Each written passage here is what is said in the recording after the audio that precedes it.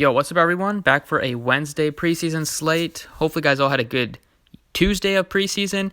Lots of changes after I posted the video, but I tried to keep you guys up to date on the comments on YouTube and also especially on Twitter. Here we got the Celtics news that they were resting basically their entire rotation. And then McMillan said that he was only going to play his starters in the first half, so that took me off of Brogdon and Sabonis, and I put in like Grant Williams from the Celtics, put in Carson Edwards, and I went with a double center approach, Embiid and Cat. Able to make out on Draftkings and FanDuel, so definitely take it. So let's keep it rolling today. We got an awesome slate. We got some nice contests on Draftkings here. So let's get into it. You can drop a like and subscribe down below. Let's try to get 100 likes on the video. And if you want to join us, you can visit the website, dfsprocess.net. Links in description. So we have a 5-game slate here. Really loving a couple teams on the slate. Right when I opened the slate, I knew exactly where I wanted to go. Wanted to go with the Rockets and James Harden. I wanted to go with some of the value on the Grizzlies. Starting at point guard here, we got like Harden. I love him today. I think Westbrook's a great play, 78. Curry is resting, so D'Angelo Russell at 75 is a fine play. And then the Jazz players are fine too, but I think really want to go with the Rockets here. Russell Westbrook is going to be my guy at point guard, 7,800 for him. The Rockets haven't played since the 10th. They're playing their final preseason game at home, and then they play again on Friday on the road. I could definitely see them rest their starters in that game or not play them as much. But in front of the home crowd, I would think that Mike D'Antoni would like to get some solid minutes out of the starting group. And Westbrook's played a decent amount in the preseason, playing over 20 minutes, and he's been solid. Last time out, he had 22 points in like 20 minutes. He took 17 shots in typical Westbrook fashion, but was effective with 4 assists, 3 rebounds, and 3 steals. So at only 7,800, just so cheap. Playing next to Harden, he's going to get open looks as teams trap Harden and try to double him. So he's going to have playmaking opportunities. And just like with Chris Paul and James Harden last season, I would think Westbrook and Harden would share the rock. So Westbrook at 7,800, really liking him at point guard. And then at shooting guard, my top spend up is going to be James Harden. I don't see how I don't have Harden in my lineup today. I think he's the best spend up by far. Looking at other guys at the top here, LeBron James, just can't really play him that much in preseason. We know they're not going to play him that many minutes, especially after what happened to Anthony Davis with his finger. Got another boo-boo on his finger, on his thumb actually, but he's not going to play in the preseason. I would expect him not to step forward. Maybe he'll play in the preseason. They said he's hopeful, but we'll see if he's going to play or not. Damian Lillard, I don't really have that much interest in the Portland players traveling to Utah to face that tough defense, especially on the road. So I think the Rockets make the best spend up by far on the slate. Give me Harden at 97, just kind of fill it up. And if he goes off, you could have one of those games where if you don't have him, you're not even going to sniff the cash line. And even in preseason, he's played quite a bit of minutes. He played like 27 minutes, I think, last time out, and almost had a double-double. So him and Westbrook are going to dominate the usage. Both are my favorite plays, probably on the entire slate. At small forward, because I'm paying up at guard, and I love a lot of guards, definitely going to go cheap here. I'm not going to pay up for LeBron James. Can't really pay up for any of the Spurs. You can't really trust any of the Spurs players, mainly because Pop just doesn't play a lot of the guys in the preseason. And the fact that the Spurs play again at home in a couple days, I could see them play their starters in that game. So just going to be a mess unless we get some clarity there. I think Gallinari's fine at 5,800, but he's getting some of his other high usage guys back in Chris Paul. Adams not a high usage guy, but he's going to be back here. It's going to make it a little tougher for him. But I think he's still fine at 58. Don't really have that much interest in Damian Lee. Maybe he'll be popular after his last start that he put up, but that was without Russell and without Draymond Green. Morris, 53. The Knicks are probably going to be getting Kevin Knox back, who's probable, so that's going to make that entire rotation a mess, especially at the power forward position and small forward position, because they have so many of the same type of guys, especially at power forward with Morris, Bobby Portis, Randall. So we'll see what they do with the rotation. I think Bogdanović is a really solid option here. 5,000 against the Blazers at home. He's starting at small forward for the team. He's going to get open looks, and he can definitely fill it up, especially when he gets hot from 3. And then I'm looking at guys like not a lot I like, but PJ Tucker has been fine at 4,800. And then you can go cheap here, like go super cheap with like Jay Crowder, who's been starting for the Grizz. Eric Gordon at 45, I think's fine.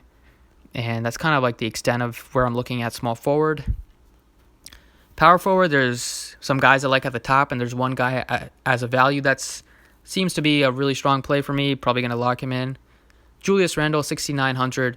He's been playing pretty well in the preseason. Last time out, got off to a really bad start against the Wizards, but he still made up for it in the second half. Played 29 minutes, which was good to see. So at 6,900 against his Hawks, terrible defense and the fast-paced nature that the Hawks play and the high turnover rate that the Hawks play with, he could definitely have a huge game at 6,900, so like him quite a bit. Clark absolutely dominated his last time out against the Hornets. 16 points, 12 rebounds, just dominated a first-round pick last season. They're going to get him minutes, especially with Valanciunas. Until Valanciunas is healthy, he's going to get a lot of the center minutes. The matchup is a lot tougher this time out, don't get me wrong. Last time out he's matched up against Cody Zeller. This time he's going to be matched up against Steven Adams. That's like two completely different worlds. But I think he's still a fine play at 6,300 because he's definitely talented. And he can definitely fill it up with catching passes, catching lobs from John Morant. Draymond Green, 6,000, like him quite a bit. He's cheap. Curry's out for this one, which means he's probably going to have the ball in his hands a lot and kind of assume that point forward role on the offense. So I could see him get 8 to 10 points with 7 to 10 assists, a couple of rebounds, 5+ rebounds. Just fill up the stat sheet against the Lakers. I think he's a fine play. Same thing goes with John Collins. I like him this 3 players here. It's going to be tough to kind of differentiate or kind of narrow in on a couple. But I think all 3, if you play multiple lineups, you should have exposure to all 3 of those guys. I like them a lot more than Collins and Chris, especially with Green back for this one. Don't really like interest. It's going to be tough to figure out who to play between Portis and Knox and Morris, especially if Knox is back, because we know Fizdale likes to play him a lot of minutes. Basically, he just ran him to the ground at the end of last season, playing him 40+ minutes in some of these games, 47 minutes in one of the games, so just plays his young guys to the ground. Then you could go back to Bogdanovic, Tucker if you want, but the value play that I'm locking in is Jaren Jackson. You're going to get some of the bad games. You're going to have to live with the bad games. You're going to have to ride with the high games because he's going to be a high volatile player, high variance player. 5 fouls last time out. He's never not going to do that again. He's a high foul guy. That's who he is. That's how he plays. I think the matchup is a lot better for him this time out against Gallinari, who doesn't really drive to the rim, drive to the rack. He just kind of stands back, shoots his 3. So unless he's fouling him on 3-point attempts, he should stay. He shouldn't have as many fouls as he did last time out. His minutes were a lot reduced because of those 5 fouls in I think 10 to 15 minutes. But I could see him play if he doesn't stay in a foul trouble, he should see 20 to 25 minutes because they want to get him regular minutes alongside John Morant because those two are going to build the foundation for the Grizzlies for years to come. Just so cheap at 4,300, tough for me not to have him in there. And then at center, I'm looking at guys like Randall, who I talked about, Clark, who I talked about. Love Capella here. 20 minutes for him last time out was decent. 10 points, 7 rebounds, 2 blocks. Double-double candidate, even in limited minutes. Before that, in other preseason game, he had 14 and 11. 62 is really cheap for him, especially against the Spurs here. They don't really have a huge big guy that they're going to play. Jakob Poeltl is going to have to defend him. I don't really think LaMarcus Aldridge is going to play that many minutes to defend Capella, and he also doesn't really play the center that much, or he doesn't really like to play the center. I think Capella's a really good play, and then same thing goes with Draymond Green and John Collins, who I talked about.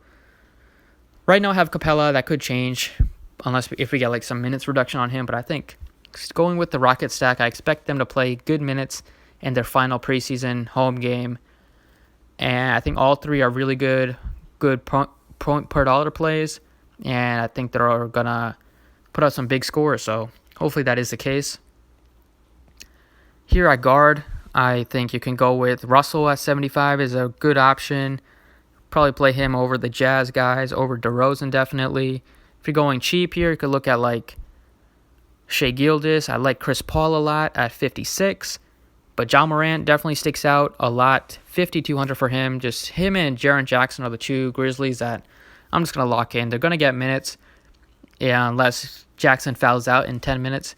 But John Morant's definitely going to get minutes. He's been good in his first couple games, really showing his entire skill set, points, assists especially. He's been really showing off the passing. And he can definitely if he plays enough, he could get close to a double-double. He's a really fast player. It's going to be tough for this Thunder defense to keep up with him. Chris Paul definitely doesn't have, not as good of a defender as he was, and doesn't have the speed to keep up with John Morant. 5,200 for him. Just think he's one of my favorite cheap plays. And then at util, speaking of Chris Paul, I think he's a really good option today, though. I expect the Thunder to play the regular rotation once together here at home. I think that's a good sign. Chris Paul rested last time out, so he should be back to play 20 to 25 minutes in this one. And in that amount of time, Chris Paul can fill it up. He's a good defensive player still, even though he's not as good as he was, but he can still get up some steals, especially against these young Grizzlies players.